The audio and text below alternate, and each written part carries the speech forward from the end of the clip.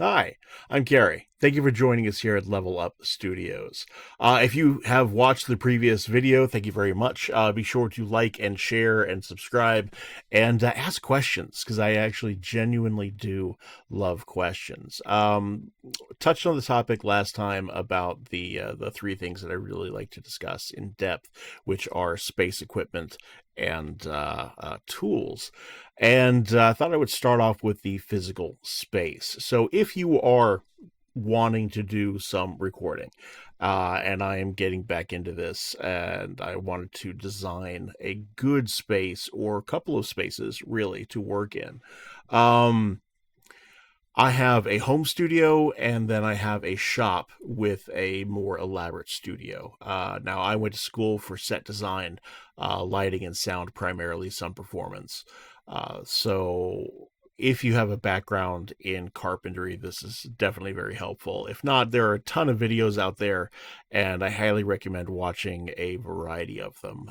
But take a lot of the advice, including my own, with a grain of salt. You have to consider where a lot of people are coming from when they are talking about the advice that they give. There's one guy that says that you shouldn't even use a studio because of the way that it still allows low wavelengths of sound, which yes, that is a thing. A lot of this acoustic foam is going to help you out with higher bandwidths of sound, mid range sound waves, but not necessarily the lower wavelengths that are going to pass right through it. But the human voice is not capable of creating those sounds. So there are some videos out there that don't really apply to you. So make sure that the ones that you are watching actually pertain to what you are doing, and so that's just my little grain of salt on that one. Personally, the space that I am in right now is fairly small. It is about 4, maybe 5 feet by about 3 feet wide. I'm in an enclosed area. It's pretty well packed with this acoustic foam that you see behind me. And one thing that you can't probably see that well is not only is this, here we go, this one right here. So this is 2 inch thick acoustic foam, but it's alternated by another one back here, which is only 1 inch thick. Alternating shapes, and basically what that does is it baffles the sound waves, but gives a varied depth and varied amount of absorption when it comes to certain wavelengths of sound. And when you are designing a space for sound or for mitigating sound, asymmetry is your friend, variety is your friend. One thing that I would like to do is add a couple of diffusers, and if you look at other people's studios, you might see these background things that are like blocks of wood with little slats in them and gaps. And those are just different types of bass captures or baffles, or yeah, there's lots of different tools out there. Some people make paintings, but what you don't see is behind the canvas is a series of foam. There are a ton of videos out there on different types of sound mitigation, and I would watch several of them. Head to Home Depot or Lowe's, whatever you prefer, get some stuff. You can buy it online or make your own. Um, but one of the things that I do suggest is getting, let me see if I can find it. Um, a There's an application out there. There's a number of them really, where you can pull up decibel meters. Now the one that I am currently using is this one right here. I think it's like DBX, something like that. And essentially what it does is it will register and tell you the approximate ground dB of a particular space. And then you can track down what is creating what. Now, there are different things you can do on this. You can actually break it down into individual sound waves. But it's a great little tool, at least to get you a baseline.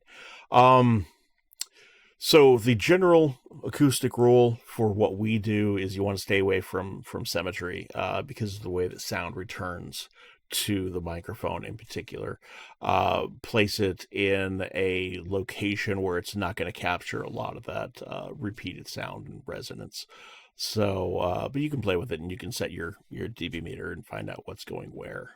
So one of the things that I want to talk about is what makes sound in your space. And I'm not talking about you, but the everything that makes up your ground noise, your background noise, any disruptions, the smallest things you probably don't even notice from day to day. So let's start with the mic itself. And we will get into mics later at a different episode where we are discussing equipment. But microphones do have a base amount of hiss or sound that they will get. Personally, I use a Rhodes NT1000. It's got a super low ground noise on it, which I absolutely love. With it, it's like I think it's 6 dB, if that, like -6. It's super low. A lot of microphones you'll get offline, $100 mics, can go as high as it'll add like 20 dB of hiss, which is, yeah, it's a bit rough to work with. And then you have to go in through your software to pull that out. But your fan on your laptop will increase the dB levels. Residual sounds from outside, trucks driving by, planes, your clothing can actually be picked up by the mics. I tend to wear soft cotton anytime that I am in the studio because, certain fabrics rustle and rub, rayons or silks, depending on what you're wearing, can be picked up by the mic as additional ground noise. So just be aware of that. And what I have found is the more that I listen and you train your ears to hear what, is going on in your space, you'll start picking up on all these little tiny background sounds that you're like, wow, I never even noticed that before. But be aware of that. When I am actually recording for voice, I move my laptop or my desktop, which is at the primary studio, outside of the physical space, so that that is not being picked up by the microphone. So that's important to use. So let's talk about the studios itself. And there are also a lot of videos out there on how to build a studio or what you can do if you don't have one. Some people suggest the microphone in the closet, or making a pillow fort on your bed with a microphone in the center. And yes, that will work from the perspective of the microphone picking up sound. But as many people have said, voice acting is acting. So you can have the best voice out there, but if you don't have the training, if you don't, regularly have the mindset, it's going to be difficult to produce consistent work with the voice in your readings. So I like having a space which is consistent. This is one of my spaces. The other space in my studio is very much like this one. I just have a little more room to move. And whenever I record, I only use those spaces because for me, when I am performing, I need to not have to think about the space that I'm in. And if my microphone is in a closet and I'm tucked in there, uh, not only am I not in a good body position to perform or use my voice and use my body as I need to, um, I'm in a claustrophobic space, which then affects how I produce sound. And you may find that you're doing the same thing. So be aware of that. Use that space constantly. Be comfortable in that space because your personal comfort is going to come through in your readings and in your performance. Um, so you need to be able to not have to even think about that stuff, but just have it work. So if you are going to do this, get a space, build it out, make it as silent for the ground noise as you can, but use it all the time. I read every night, whether I am producing a job or a recording, or demos, every single night. And whether I'm reading from a book or just reading test scripts for myself, um, hammer out that consistency, and it takes a certain level of discipline to be able to do that. But consistency is key for that. And you know what? You can play with it too. One day you come in and you just read. You read normally. Another time you may come in and play with different voices and just experiment with what you can. Um, Other times you can come in and work on lighter overtones and explore what you can do with your voice. Um, but the consistency of use is what is really important, and kind of what I'm driving at here. Um, so yeah, I'm going to keep this one fairly short, only a few minutes, as I'm still working out the bugs on my space and how I'm going to be doing these videos in the future. So if you made it this far, awesome. Thank you. You're amazing. But if you have any questions, hit me up.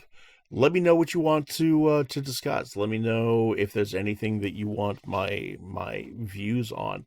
And again, and I said it before, my advice is like everybody else's advice. I come from a certain background. Other people have their backgrounds. Everybody has their general experience.